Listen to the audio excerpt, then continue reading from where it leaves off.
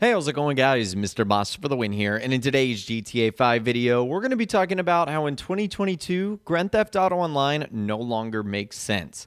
I actually saw this article on Polygon that said GTA Online is a chaotic fever dream in 2022, and that it now feels like a game out of time.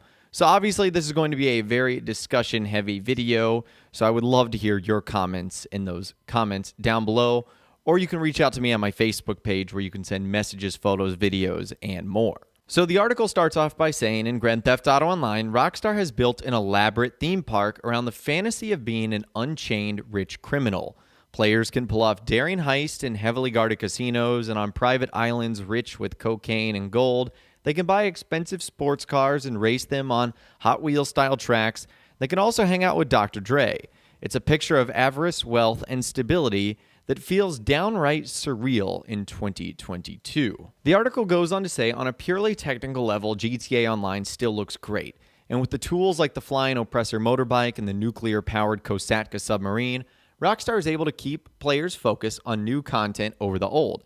There's just one noticeable exception: the feel of the world itself. Every Grand Theft Auto game is packed full of references, commentaries, and jokes that are appropriate to the period in which the campaign is set.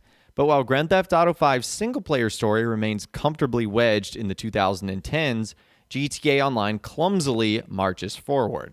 Some of this isn't Rockstar's fault, because 2022 is a hellscape that none of us could have truly predicted. But other parts are very much Rockstar's fault, like the ambient atmosphere of the city itself. The running joke of a proposition to legalize medical cocaine still hits just fine, even though it's not particularly funny after seeing it for nearly a decade. Other things, like the vast majority of civilians barking and idle lines, were already awkward and uncomfortable at launch, have stubbornly remained in the game. Women on the street make casting couch jokes and chatter excitedly about all the hashtag selfies they love to take, and fat pedestrians brag about how much they love lying to their doctors about what they eat and talking about the next culinary adventure they're planning. A prominent delivery brand is Post-Op, with tags like "no longer just mail," the brand name of silly scooters, Faggio, do you get it? Do you get it? Playing GTA Online feels like the hideous experience of sitting at a table with an edgy guy who would like to tell you all his terrible jokes, peppered with assurances that he's not bigoted, he hates everyone equally. Meanwhile, GTA Online main story missions seemed aimed at getting the player to care about the characters and the stakes of the world. Lester, a supporting character in the main game, features prominently in GTA Online. He helps the player characters set up their criminal empire, provides tons of useful utility like clearing off wanted levels, and is later the primary logistical force behind the Diamond Casino heist. He is refreshingly one of the few visibly disabled characters in the Grand Theft Auto canon, using both a cane and a wheelchair as mobility devices, and it's actually pretty nice getting to hang out with a guy and see a side of the campaign it never shows off. The player even plays matchmaker between him and investor Georgina Chang. Our protagonist in the GTA Online world is silent. Most of the modern storytelling and texture of the world comes from hanging out with characters like Lester, Georgina, and Dr. Dre. This already stretches immersion, as our protagonist just kind of watches and gestures at all of the animated, over-the-top personalities they encounter. Other characters even comment on it, talking about how creepy and silent we are. The player can read it as their character being gobsmacked by the ridiculous antics, or roleplay as a quiet and professional mercenary. But when you get out of a cutscene and into the world proper, which is stuffed full of cruel jokes and immature punchlines, it's hard to really give a you-know-what about the world, let alone saving it from doomsday, financial collapse, or Elon Musk-style supervillains. At this point, GTA Online feels like it's falling into some weird, alternative history loop, where few of the world-shifting historical events over the last decade or so actually came to pass. Instead, it is set to be a forever land of plenty where little people can still be the hero by becoming the outlaw in a corrupt and broken system. It's just a shame that the world itself is so interested in punching down, as the atmosphere of crappy, petty jokes makes any weight GTA Online can muster largely inconsequential. So that's the article right there, and honestly, I wasn't really too sure after reading this entire thing whether this was a criticism of the content that Rockstar actually adds, or if this was just someone getting really upset and offended at the kind of jokes that Rockstar has been making for years now. I don't understand why all of a sudden now everyone has become so upset at the sort of parody, comedy, and jokes that Rockstar are making. This has been their brand, this has been their style for years now, all the way back to their earliest titles, and they're still doing it now. So has Rockstar changed? Has the world changed? I can't answer that question, but it just seems like all of a sudden now people are getting really upset with Rockstar. Now, I agree. At this point in time, Grand Theft Auto Online, it makes no sense. We were kind of this like criminal, small-time uprising.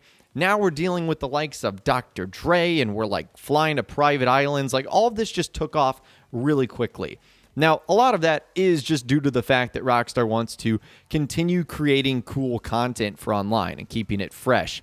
Whether it is the Hot Wheels style races, or traveling to an island to rob it of its gold, or, working in underground bunkers with Elon Musk style supervillains. All of this content seems to, in quote, make no sense, has made this one of the most successful multiplayer experiences of all time. So you honestly can't question why Rockstar has gone about it this way, but I agree, it doesn't really make a whole lot of sense when you break it down, especially in 2022. Now, the jokes do not bother me at all. I don't think that was ever Rockstar's intention to go like updating the jokes that they told 10 years later, mainly because I don't think they imagined this game would still be going as strong as it is 10 years later. I mean, we didn't see GTA 4 last this long. We didn't see Vice City and San Andreas last this long. So it's almost a consequence of Rockstar's own success, how long the game has actually lasted, which means some of the jokes are naturally going to be old. Now, this is also, interestingly enough, coming at a time where Rockstar has removed some specific character models from its current generation versions of the game on PS5 and Xbox Series X and S, and very likely PC when its update comes out, probably in a couple of weeks or months. And this is a response to an outcry that's been happening really over the last couple of years or so. So we know that Rockstar is not just turning a blind eye to everything. In fact, they have changed some aspects of their game, like, for example, also removing the Confederate flag. So they're not just like putting their stake in the ground and saying, we're not changing.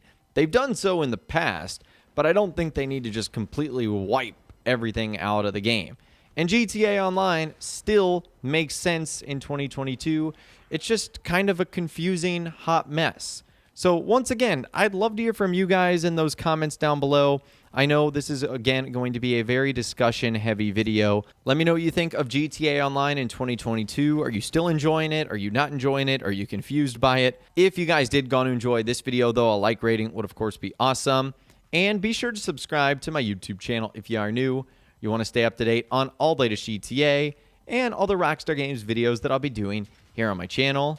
And be sure to ring that notification bell as well. Sometimes YouTube just doesn't work, and if you ring that bell, you'll always be guaranteed to be notified when new videos arrive. But of course, as always, guys, thank you all so much for watching.